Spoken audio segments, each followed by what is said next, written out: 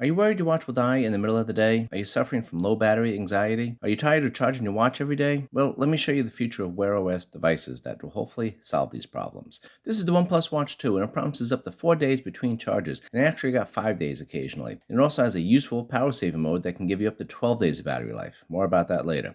I've been wearing the OnePlus Watch 2 over a month now, and I think I'm ready to do a full review of all of its features, the pros, the cons, and my general recommendations. The big selling point of this watch is the battery life. So let me start there. The battery size is 500 milliamps, which is a very good battery size, but most of the extra battery life comes from the dual chip design. I'll talk about this more in detail in a minute, but basically the Watch 2 has a powerful but battery-hungry processor with the Snapdragon W5 Gen 1, and it's paired with a lower-powered, more efficient chip, the BES 2700. And the watch decides which chip to use to maximize battery life. So what is the actual battery life? Well, in smart mode, which basically means you're using the watch normally and using all the WearOS functions, OnePlus says you could expect up to 100 hours, which is 4 days. And actually, using the watch lightly, so no always-on display, no Wi-Fi, and about 30 minutes GPS every other day, and using the watch for sleep tracking every night, I could get 5 days occasionally.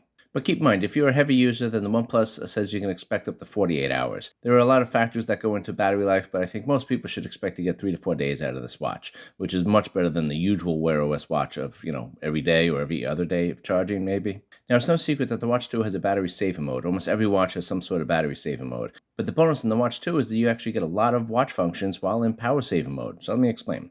While in smart mode, which is you just using the watch normally, the watch seamlessly switches between the two chips based on what you're doing, and you will not notice this change at all. But when you switch the watch into power saving mode, this will force the watch to use the more efficient BES 2700 chip. The watch switches to this mode quickly, but when you want to switch back to smart mode, then the watch will have to reset. So you're probably not going to be switching back and forth between the modes too often.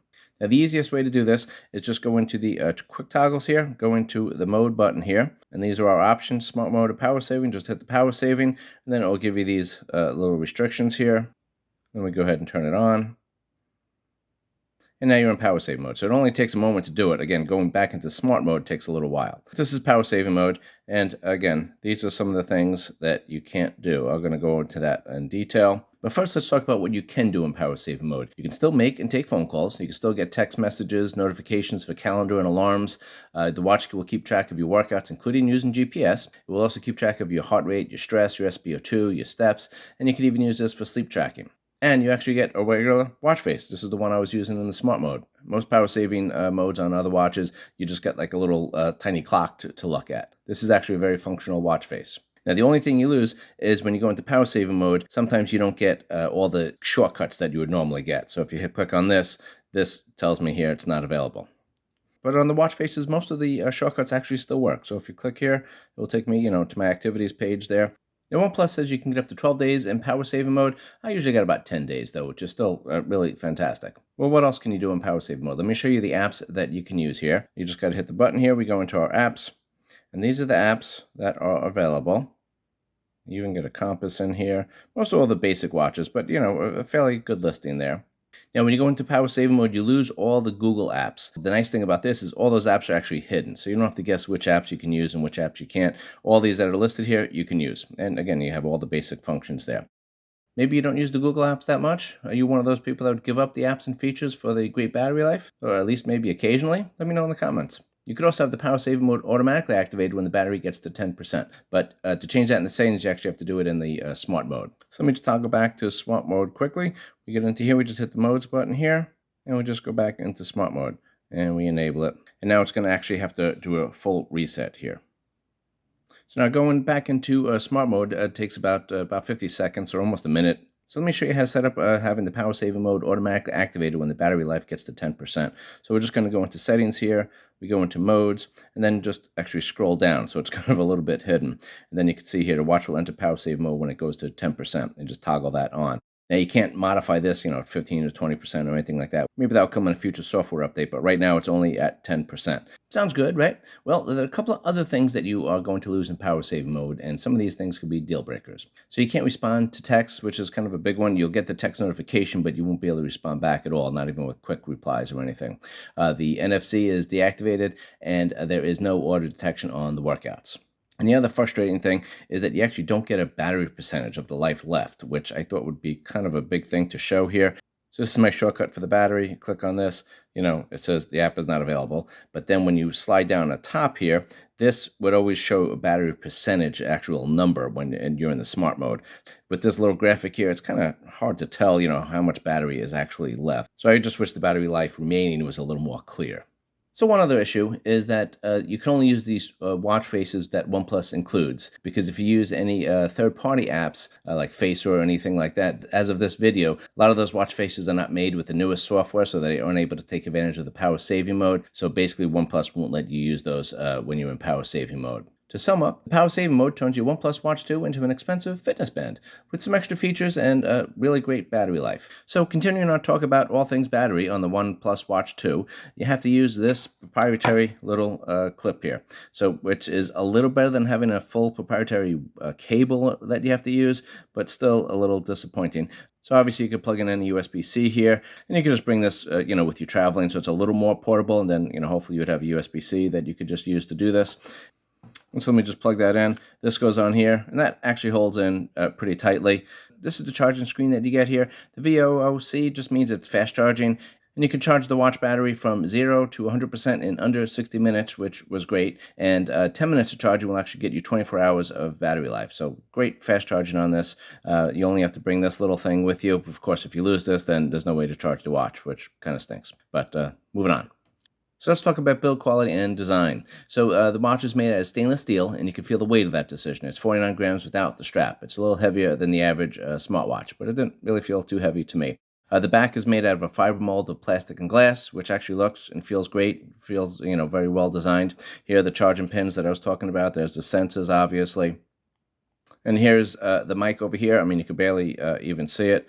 And on the other side here, there's the speaker. And again, you could kind of barely see that. It's actually integrated very well into the design. And the front screen is a sapphire crystal, which is very durable. That's the same thing that's made on the latest Samsung watches. I feel completely comfortable wearing this without a screen protector. With the mic and speaker, that means you can make and take phone calls on this. And the speaker quality, I thought was very good. And people on the other end of the conversation said I sounded just fine. Keep in mind that it is a watch. But there is no LTE version of this, so your phone has to be close by, and it has to be connected to the watch through Bluetooth to make and take the phone calls. It is rated for 5 atmospheres, IP68, and military standard 810H. So, the quality looks and feels top-notch. So it comes in one size, which is 47 millimeters, and it's a 1.43-inch display. And I know some reviewers were saying that the watch felt a little too big. Just for reference, I have a 7.5-inch wrist, and so you can decide if this is too big, but I thought it felt great for me. If you're the type that always buys the smaller version of the watch, then this is probably too big for you. Otherwise, I think you should be fine with this. Now, it does come in 2 colors. The colors are black steel and radiant steel, which is what this one is. And okay, the marketing department could have worked on that one just a little longer, but, those are the names. So the Watch 2 does have 2 buttons here. This one actually rotates, but it serves no purpose. So OnePlus said that they did this to increase durability, but I think they probably intended to have a rotating crown and something didn't work, and then they, had to ditch the idea. And actually rotating it is actually not that great. So even if in a future software update they do add this, which I doubt they will, it still may not be that great of an experience. And the asymmetric button design here kind of grew on me after a while. It kind of looks just a little funny initially, but it kind of grew on me. So as you can see here, the multifunction button down here is actually almost flush, so very hard to push that inadvertently. And the top button up here is off on an angle, and it doesn't stick out very much, so it's very hard to actually wrist press these things by accident. And actually the multifunction button on here, sometimes it's actually a little hard to push and find, especially for like a double press or something like that. But yeah, I know, Paul, suck it up, right? No big deal. So let's talk about the strap. It is made out of floral rubber. That's the term that OnePlus uses, and it actually feels substantial and very comfortable. I had no problem sleeping through the night with this. Very nice. But it is substantial, like I said. So with the watch with the straps is 80 grams. So that's a little on the heavier side. Now, if you don't like the band, don't worry. There's 2 quick releases here, one up here and then one down here. And you can replace this band with any standard 22mm band. No problems at all with that, which I love. I hate proprietary bands. Now, the price. This is $299 in the United States, so not a cheap watch, but it's a little cheaper than competing Pixel and Samsung watches. There might be some older Samsung watches that might make more sense for you, and I'll talk about that a little later when I go into my recommendations. Let's talk about the display a little bit more. So it's a 1.4-inch screen AMOLED display. The resolution is 466 by 466, and the PPI is 326. So what does that mean? Basically, it's a really sharp screen, and the colors are great on this one. I was a little disappointed to see that the max brightness on this is 600 nits. I had no issues seeing the screen, but outside it was just a little washed out. Here it is compared to the Samsung Watch 6 Classic. What do you think? Is it bright enough for you? It also does have auto brightness, which worked great. I felt like the screen kept the perfect brightness throughout the day, and, in all the lighting situations, so that's wonderful. I didn't have to modify that at all. The watch does have an always-on display, but there's no adjustments to it. So basically, it's basically just a lighter version of the screen that you have here. So let me just show you. This is the regular watch face. And then when we go into always-on display, that's it. I mean, it really didn't change that much. It just kind of dimmed out a little bit. So obviously, that's going to kill a lot of the battery. So this is another watch face, and in a second it's going to go into always-on display. Let me just show you this. And there it is. So it dimmed out a little bit, but obviously that's still a pretty bright screen for an always-on display. Before we leave the discussion on the display, I just wanted to put this watch face on there so you could clearly see the size of the bezel here. It's actually, fairly large. If you could see past that, then this watch will work for you. If not, then that might be an issue. Then I also just wanted to show you, this is the Watch 6 Classic here. And you can see they're basically about the same size. So the OnePlus Watch 2 runs the latest WearOS, which is Google software for smartwatches. And this is used in the Pixel, Samsung, Mavoy, and Fossil watches. So the navigation should be similar to you. But if you swipe down here, we get into the control center. And this is it. There's one page here. And these actually, surprisingly, you can't modify, you can't remove any, you can't move the location on them, you can't add any, delete any, or anything on the watch or on the app, which is definitely a shortcoming on this. So that might change in a software update, but for now, this is everything that you get. So if you swipe to the right or left, you just get into widgets, and it just goes into a big circle and it goes around to the beginning again. If you swipe up, we get into our notifications. And then just talking about these buttons here, there's actually 3 functions on each of these buttons. So you got a quick press, a double press, and a press and hold on each of these. So if you do a quick press on the home button when you're on the home screen, you get into your app list. There's actually a couple of ways to list your apps. Let me just show you those so you have an idea of what's going on with the watch. So let's get into settings, and we're going to go here into general, and then app view. So right now, that was the list view that I had. Let me show you the grid view. That's the grid view. So that's basically like Samsung has it. And then the last one is the planet view. So this is what you got here. This is more, akin to like an Apple Watch there. It's nice that you have a couple of different options on that. But of course, if you're on any other screen besides the home screen and you press this top button, you go back to the home screen. Now, if you press and hold the multifunction button on the bottom, which I'm doing now, you bring up the power menu. So the quick press on the home button is locked and the long press on the multifunction button is locked. But that leaves 4 total button functions that you can customize and have it quick launch any app or feature of the watch. Let me show you how to do that. So it's got to swipe down here, get into settings. And we got to get into controls. Now, I'm just showing you a couple of tips on this, to keep the video somewhat manageable. But I'll have another video where I go into all the customizations of the watch and just show you in detail how to do all these things. So stay tuned for that. But for here, I'll just give you a couple of quick tips just so you see what's available. So if I click here, you got the home button. And then you can see here, you got the double press and the press and hold that you can modify. You can see what it's set to now. And if you just click on this, and you could have it none, most recent app, recent tasks, or basically any other app that is on the watch. And you get the same features for the press and hold, same exact list here. And then if we go into the multifunction button, again, we got the quick press and the double press here are available, and you can see what they're set to now. So we click on this here, and again, any app on the watch you could have as set as a quick toggle on these buttons, which is really nice. So let's get into a little more on the hardware of this watch. Now, it does have 2 chips, and this sets it apart from most WearOS watches. Now, the reason for the 2 chips is to save battery. Now, the main processor is the Snapdragon W5 Gen 1, which is not the latest chip, but it's still very new. And this runs all the WearOS functions and all the Google apps. The secondary processor is the BES 2700, and this is the more efficient chip. This runs the RTOS, which I believe stands for Real-Time Operating System. The watch switches seamlessly between the 2 chips. You don't even notice anything going on. It just does this all in the background, which is great. So let's talk about the hardware on this. It has 2 gigs of RAM and 32 gigs of ROM, which is your storage to put stuff on. Now, you actually can't download music to this watch, your MP3s or any music that you have stored, but you can download music from a third-party service like YouTube Music or something like that. You need to have the Wi-Fi on, and it will download the music to your watch. And then once it's downloaded, now, of course, you have to keep that subscription activated, otherwise the music will go away. So the OnePlus has the latest Wi-Fi on here, but it does have an older Bluetooth 5.0. I'm not sure why they went with that, but you shouldn't notice any difference. The Watch 2 supports smartphones that run Android 8.0 or higher. Now, if you still have a phone that is running Android 8.0, then you probably clicked on this video by accident. I'll understand if you want to leave now, but before you go, just remember to subscribe and like. Thanks, appreciate it. This runs WearOS, so no iPhone support. So it's compatible with Android phones, but there's no extra features available if you use it compared to a OnePlus phone, which is nice. So everyone who's using this watch is going to get the same experience. Okay, so let's get into the sensors here. So the Watch 2 has the usual array of sensors. It has the 24-hour heart rate, SpO2, and stress monitoring sensors. It has a high and low heart rate alerts. It has a low SpO2 alert and high stress alerts. It will also give you VO2 max information. I think that's only on running, though. So now, one odd thing I found with the heart rate, the stress, and the SpO2 is that they're either on or off. You can't change the frequency at all. So, maybe you don't want it continuously monitoring, but maybe you want it set for every 10 minutes or something like that, which you could do on most other watches. I'm not sure why OnePlus has set that limitation in here. Now, obviously, we need to talk about accuracy. Now, I pre-ordered this watch, and this is important because I initially got it, and the sensors were just actually awful and inconsistent.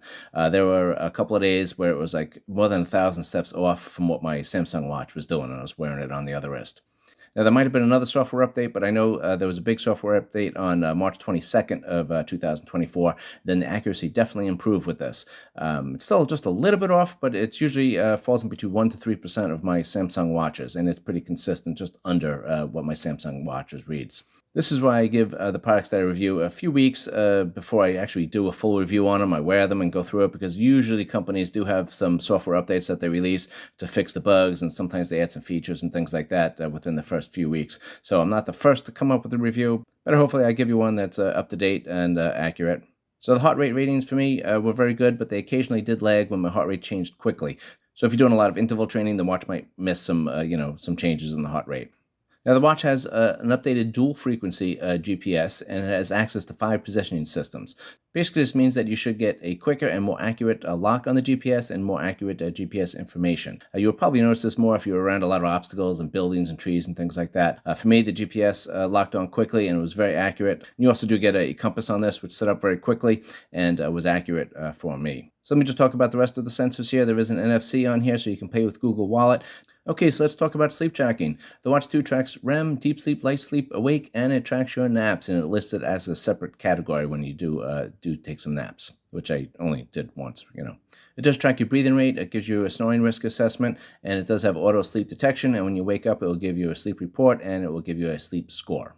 So I think sleep tracking on most watches is more about patterns and big pictures, because the daily login is not usually 100%. I think the Watch 2 mostly got it right, but there were times that I know I was awake and it was registering me as sleeping, and the time to sleep was a little off sometimes. But I'll just give you an example here. This is the OnePlus Watch 2 on the right here, and this is the Samsung over here. This is just one night that I happened to wear both watches, just to do a comparison.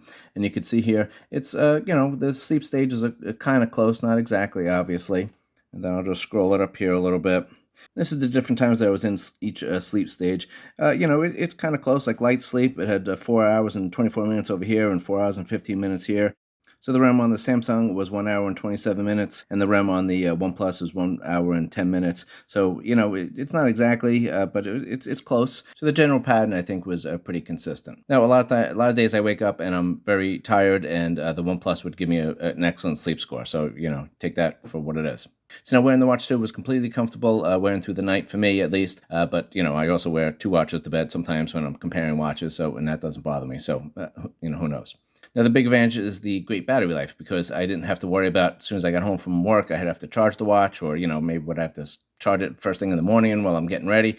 I could just wear it through sleep, wake up, go to the next day, go to work, do what I'm doing, and then, every few days, go ahead and charge it. A great battery life does make it easier to wear for sleep tracking if that's what your plan is. Okay, so I assume you're going to wear this watch at least a little bit for some workouts and general exercises. So there are over 100 plus sport modes on here. The Watch 2 auto detects 6 workouts, and the 6 are running, walking, rowing machine, elliptical, cycling, and swimming. And you could also toggle any of those on or off, so you don't have to auto detect all of them. And for me, the auto detect worked actually pretty consistently, but it usually took about 8 to 10 minutes before it registered that I was doing something. So just to clarify, if it takes 10 minutes to start auto detecting your walk or your run, the watch has been still keeping track of all that data, so you don't lose it. It's not starting to keep track of you. It's just letting you know that it's detecting that you are doing something, and it's going to keep going now. And you can customize the data that is displayed and recorded for each sport that you're doing or for each exercise that you're doing. But some exercises give you different options of what can be displayed.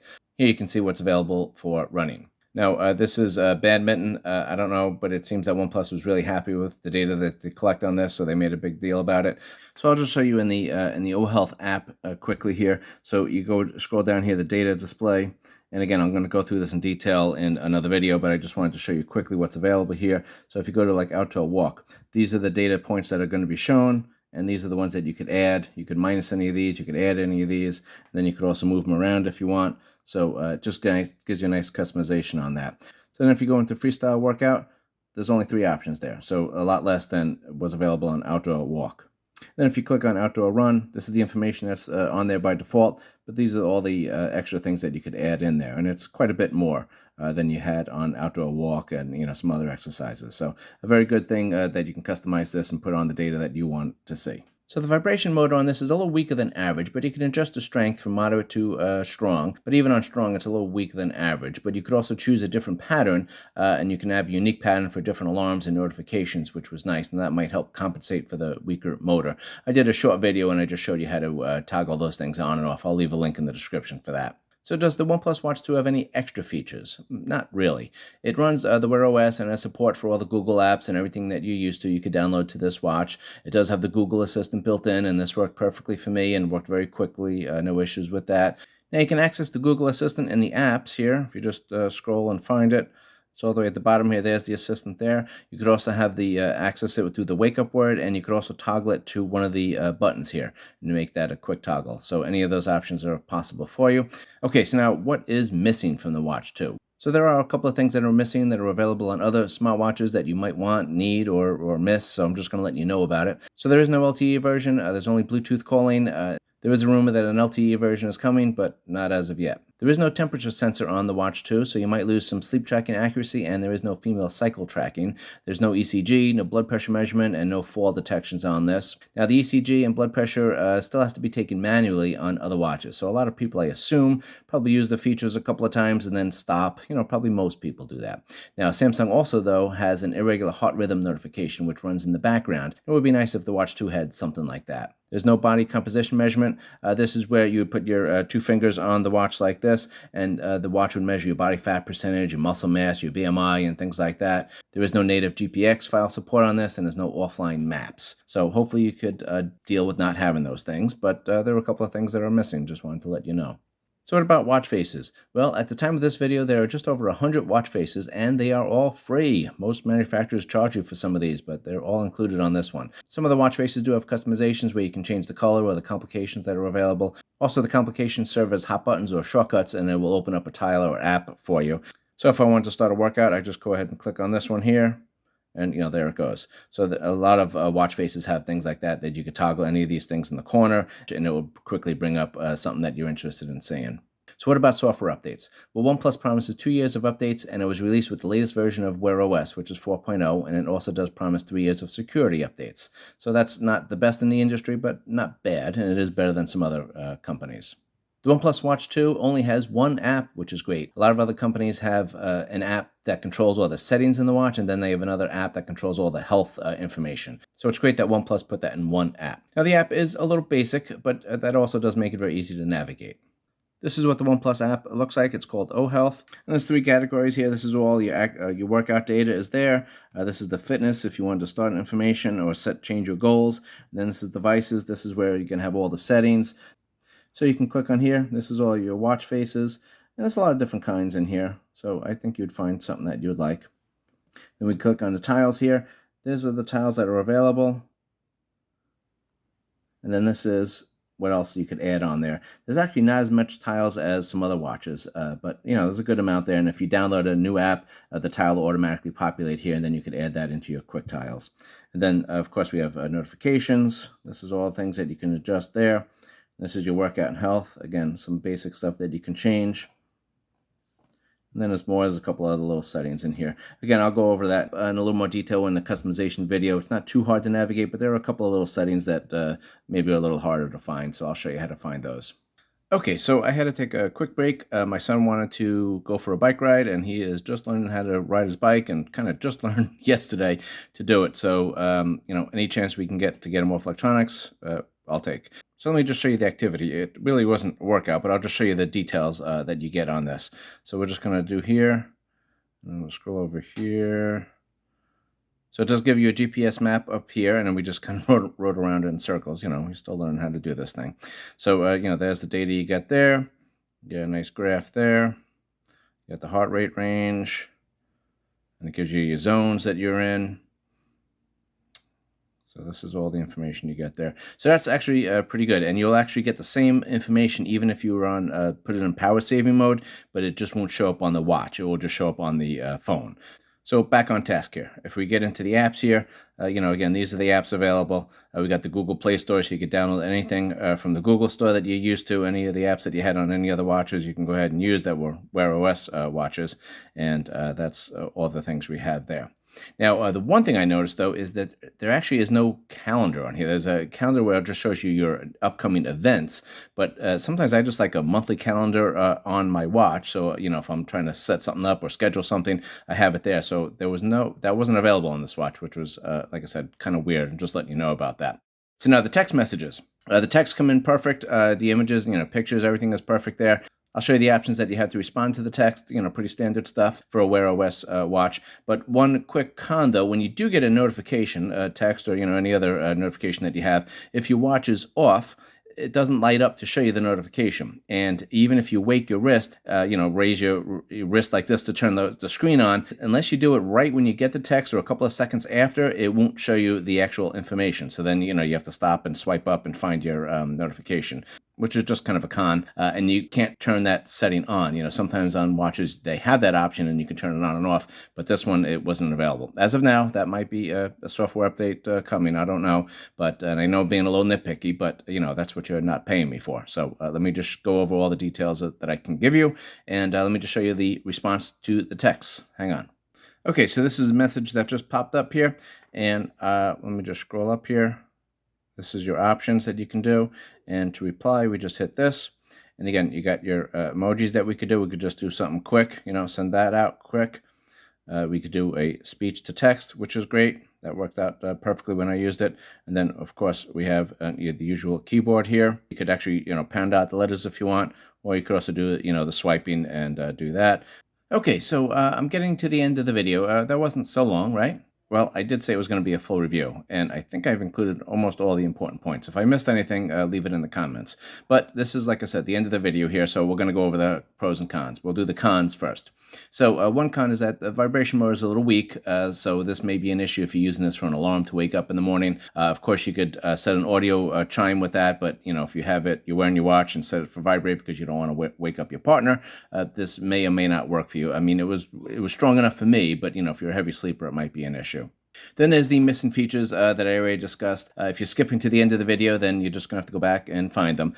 But the big ones were there's no temperature sensor, there's no blood pressure, there's no body composition or ECG. Any of those extra features are not included on this. So there's no rotating crown, and I definitely missed that. The navigation was smooth and easy on this, but if you have a lot of apps or a lot of tiles, navigation might get a little more tedious on here. And this button up here, that does have a rotating thing on there, but it is not functional, and I would not buy the watch expecting that OnePlus is going to add this with the software update. Another con is the brightness. It only goes up to 600 nits. For reference, Samsung Watch 6 Classic goes up to 2000, and the Samsung Watch 5 Pro goes up to 1500 nits. So it was bright enough to see on the outside, but a little brighter would have been nice. And, of course, the bezel. It is a little chunky there, and, it's definitely noticeable. On some watch faces that are, a little blacked out, it's not as noticeable. So it's definitely a thick bezel, and, you'd have to decide if that bothers you or not. The other thing is, I didn't mention it before, but there's no pre-installed camera app on here, which was just kind of weird. Let's turn the video a little more positive here. Let's talk about the pros. So the biggest pro and the biggest selling point of this watch is the great battery life that you get. And also you get a very functional power saving mode that I think most people probably could use, all the time. So the watch is very well built, very durable, put together very nice. I mean, looks and feels like a premium watch with a sapphire crystal on the front. I wouldn't worry about getting a screen protector on this. I think you'd be okay without it. Another big pro is the quick charging. You can charge this thing in under an hour from 0% to 100%. And for 10 minutes of charging, you get a full day's worth of battery. It does run WearOS, so you get the Google Play Store, and you get any app and watch face that you could download from Google. No subscription services. This is a big one. It seems like every company in the world is trying to get you to pay a monthly subscription service. On this, there is no option for that. Everything is included. Every feature is available and not locked behind a subscription wall. So I definitely love that. Of course, that's for now. Who knows what's going to happen in the future. Now, this is a new section I'm thinking about adding to my videos. What do you think? I call it what I love, what I like, and opportunities for improvement. So I love the great battery life on this thing and the great power saving mode. It's actually useful. I like the premium feel and design of this, and opportunities for improvement. Well, again, it is missing some features that I already discussed, and I would more easily look over those things if the price was just a little cheaper, maybe $250 or so. That would probably get me to overlook those things more. And the other opportunity for improvement is there's only 2 years of promised WearOS updates. But again, you do get 3 years of security updates. If you're a person that holds on to your devices for a long time, that might be an issue. Oh my gosh, you're still here. I cannot believe you made it through the whole video. Thanks for watching. Of course, I don't need to tell you, but maybe consider subscribing and liking. Would really appreciate that. Okay, so my recommendations. If you want a WearOS watch with great build quality, looks great, and has a great battery life, then this might be your watch. But those are really the only standout reasons to get this watch. I think they're the only things that really separate it from the competition, and of course, the slightly cheaper price. That being said, if you can get this watch for a little bit of a discount and you don't use or need the missing features that I already talked about in the video, then this would be a great watch. But $299 is just a little bit high. That's my opinion. Now let's talk about some alternatives.